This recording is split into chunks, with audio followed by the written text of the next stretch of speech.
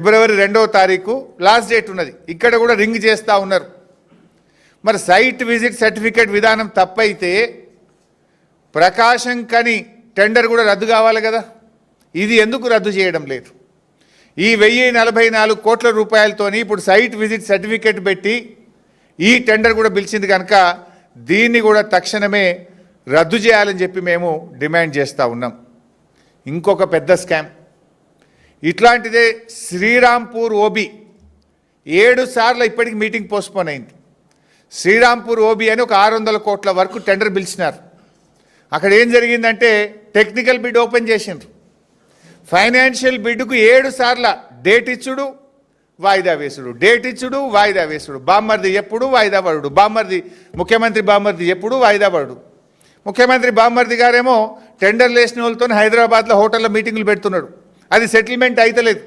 Settlement కాకపోవడు వాయిదా పడు.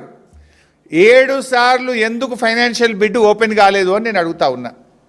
Technical bid open అయింది, ఫైనాన్షియల్ బిడ్కు 7 సార్లు డేట్ ఇచ్చి టైం ఇచ్చి కరెక్ట్గా టైంకు సెటిల్ అవుతలేదు, రింగ్ అవుతలేదు, వాయిదా పడు. ఎందుకు 7 సార్లు వాయిదా పడ్డదో దీని మీద కూడా కిషన్ రెడ్డి గారు విచారణ జరిపించాలి. ఈ టెండర్ కూడా సైట్ విజిట్ సర్టిఫికేట్ విధానంతోనే టెండర్ జరిగింది కనుక ఈ శ్రీరాంపూర్ ఓబీ వర్క్ను కూడా క్యాన్సిల్ చేయాలని చెప్పి మేము డిమాండ్ చేస్తూ ఉన్నాం. ఇప్పటి వరకు రేవంత్ రెడ్డి గారు ప్రభుత్వం వచ్చిన తర్వాత మొత్తంగా సైట్ విజిట్ సర్టిఫికేట్తో 6 ఓబీ కాంట్రాక్టులకు టెండర్లు పిలిచారు.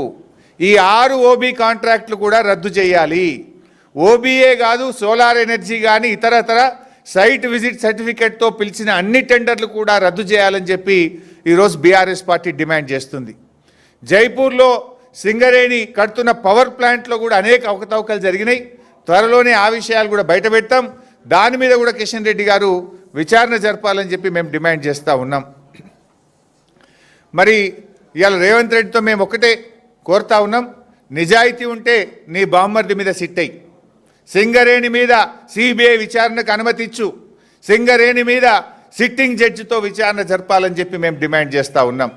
బీజేపీని కూడా మేము కిషన్ రెడ్డి గారిని కూడా ఒకటే అంటున్నాం, కాంగ్రెస్ బీజేపీల మధ్య ఫెవికాల్ బంధం లేకపోతే, మీ మధ్య ఫెవికాల్ బంధం లేకపోతే ఇప్పటి వరకు పిలిచిన అన్ని టెండర్లు రద్దు చేయాలని, దీని మీద పూర్తి విచారణ జరపాలని కిషన్ రెడ్డి గారిని డిమాండ్ చేస్తున్నాం.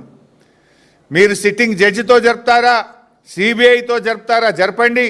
అన్ని విషయాలు కూడా బయటకు తేవాలని చెప్పి కూడా మేము డిమాండ్ చేస్తున్నాం. రేవంత్ రెడ్డి గారు మా కేటీఆర్ కానీ నాకు కానీ మా బీఆర్ఎస్ నాయకులకు నువ్వు ఎన్ని నోటీసులు ఇచ్చినా, మా మీద ఎన్ని కేసులు పెట్టినా మేం భయపడం. నీ పిట్ట బెదిరింపులకు భయపడే వాళ్ళం కాదు. నిన్ను వెంటాడుతూనే ఉంటాం, నీ స్కాములు బయట పెడుతూనే ఉంటాం.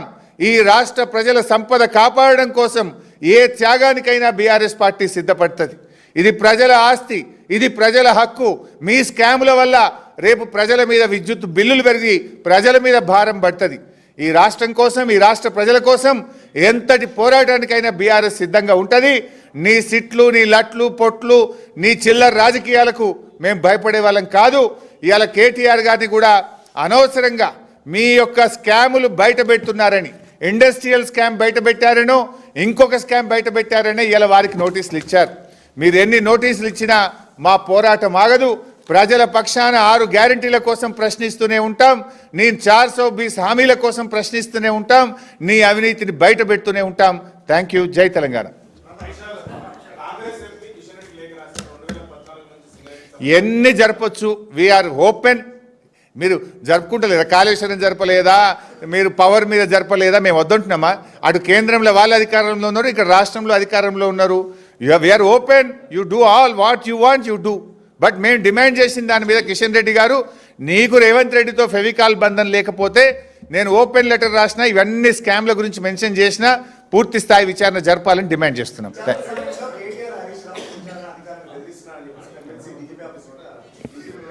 మేమేమన్నాం బైసాబ్, తప్పు చేస్తే చట్టబద్ధంగా వ్యవహరించకపోతే రేపు మీకు చిక్కులు తప్పయి అన్నాం. మేము బెదిరించలే కదా. రేవంత్ రెడ్డి చెప్పినట్టు చేయకండి, చట్టబద్ధంగా వ్యవహరించండి అన్నాం. రాజ్యాంగాన్ని తుంగలో దొక్కినా, చట్టబద్ధంగా వ్యవహరించకపోయినా మిమ్మల్ని వదిలిపెట్టము అన్నాం. What is wrong in that? రాజ్యాంగబద్ధంగా పనిచేయండి అంటున్నాం. చట్టబద్ధంగా పనిచేయండి అంటున్నాం, చట్టాన్ని అతిక్రమించొద్దు అంటున్నాం. రేవంత్